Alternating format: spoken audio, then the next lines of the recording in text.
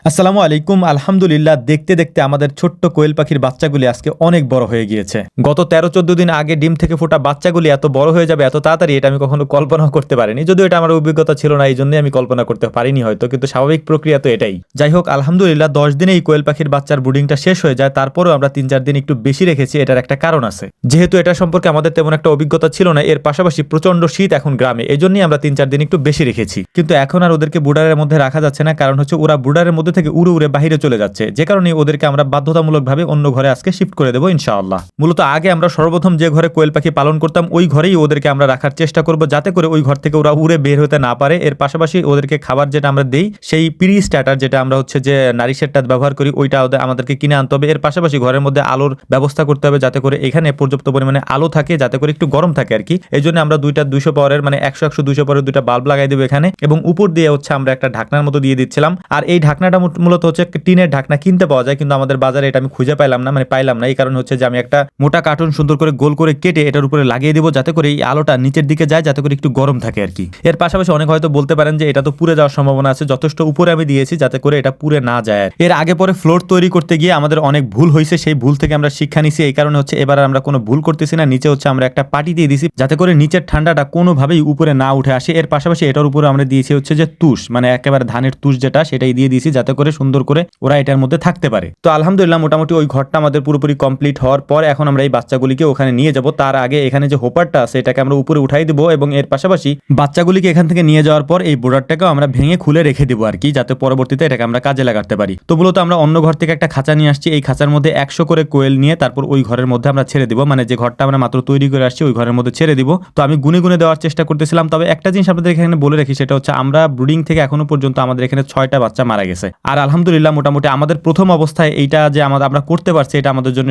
মানে আমরা আল্লাহ তাআলার কাছে শুকরিয়া আদায় করি যে আল্লাহ তাআলা আমাদেরকে খুব ভালোভাবে এটা শিক্ষা দিয়েছেন, মানে আমরা খুব ভালোভাবে শিখতে পারছি আর কি। তো যাই হোক, বাচ্চাগুলিকে হচ্ছে আমরা নিয়ে যাচ্ছিলাম। বাচ্চাগুলি এত পরিমাণে চঞ্চল, এটা হচ্ছে বোঝানো যাবে না আর কি, কারণ এত পরিমাণে ওরা ওড়াউড়ি করে, এটা আসলে আমি নিজেই দেখে অবাক। কারণ আমি তো আগে পরে কোয়েল পাখি আনছি বা পালন করছি, মানে এরকম উড়াউড়ি কখনো করে নাই। ওরা অনেক বেশি চঞ্চল আর কি। তো এইটা আমাদের জন্য ভালো আর কি, কোয়েল পাখিগুলো সুস্থ আছে যে কারণে এরকম চঞ্চল আর কি। তো সবগুলা পাখিকে আমরা নিয়ে যাবো হচ্ছে আমাদের ওই ঘরের মধ্যে, এখানে হচ্ছে আমরা দেওয়ার চেষ্টা করবো, যাতে করে খুব সুন্দর করে বাকি কয়েকদিন যে কয়েকদিন ওরা থাকে এখানে, সে কয়েকদিন এখানে খুব ভালোভাবে থাকে। এবং একটা বিষয় আপনাদেরকে বলে দেই, সেটা হচ্ছে যারাই এই কোয়েল পাখির খামার করবেন বা ছোট পরিসরে যারা কোয়েল পাখি পালন করবেন, আপনারা যদি নিচে কাঠের কুড়া বা কাঠের তুষ বা হচ্ছে যে কি বলে এটাকে, আমরা ধানের তুষ দিই, সেই ধানের তুষ এগুলো যদি দিয়ে থাকেন, তাহলে অবশ্যই প্রতিদিন হচ্ছে এটাকে আপনারা নেড়ে দিবেন, মানে নেড়ে চেড়ে দিলে তারপর হচ্ছে যে এটা শুকায় যায় আর কি। উপরে যদি লাইট থাকে তাহলে শুকায় যায়, এর পাশাপাশি নিচে থেকে হচ্ছে যে গ্যাসটা ওঠে না। কারণ প্রতিদিন তো এটা পরিষ্কার করা সম্ভব না, বা আপনি পারবেনও না, যেহেতু আমরা খাঁচায় পালন করি। খাঁচায় পালন করা একটা সুবিধা আছে যে প্রতিদিন আমরা এগুলোকে পরিষ্কার করে ফেলতে পারি, কিন্তু যদি আপনি ব্রুডিং এ করেন বা মানে যদি কোনো ঘরে করেন, সেক্ষেত্রে তো আপনি প্রতিদিন চেঞ্জ করতে পারবেন না আর কি। তো যাই হোক, আলহামদুলিল্লাহ আমাদের বাচ্চাগুলি নিয়ে যাওয়া শেষ। এখন হচ্ছে এই ব্রুডারটাকে আমরা খুলে রেখে দিব আর কি। আমরা 4টা